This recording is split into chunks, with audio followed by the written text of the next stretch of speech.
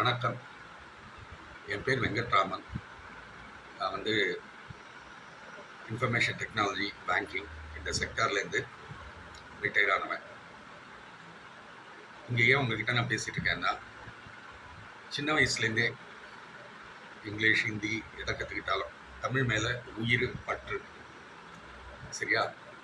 அதனால் கவிதை எழுதுறது ஒரு ஹாபி மாதிரி வச்சுட்டு இருந்தேன். எழுதிக்கிட்டே இருப்பேன். எதுக்கும் நான் பப்ளிஷ்லாம் பண்ண மாட்டேன். என் திருப்திக்கு எழுதிக்கிறப்பேன்.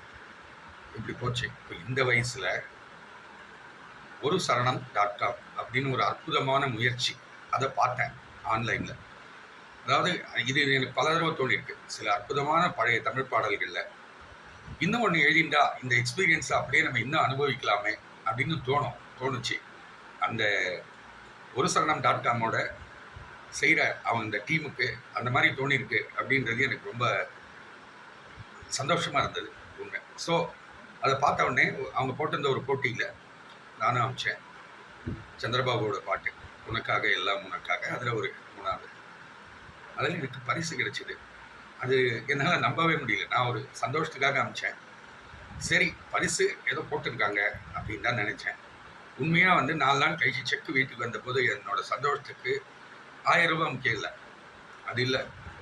அது ஒரு பழைய காலத்து மன்னர்கள்லாம் செய்வாங்க தெரியுமா?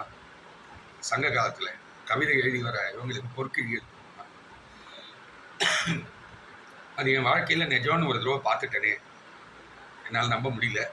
ரொம்ப சந்தோஷப்பட்டேன்.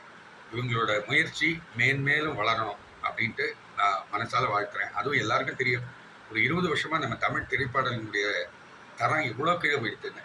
இந்த நேரத்தில் அந்த சங்க கவிதைகளை மறுபடியும் உயிர்ப்பிக்கிற மாதிரி இந்த ஒரு சரணம்.comமும் அதை நடத்துகிற, இத்தனைக்கும் அவங்க ஒரு ப்ரைவேட் பிஸ்னஸ்ன்னு நினைக்கிறேன், அவங்க இதை செய்கிறது நினச்சி நான் ரொம்ப ரொம்ப சந்தோஷப்படுறேன். அவங்கள வாழ்த்துறேன். நன்றி.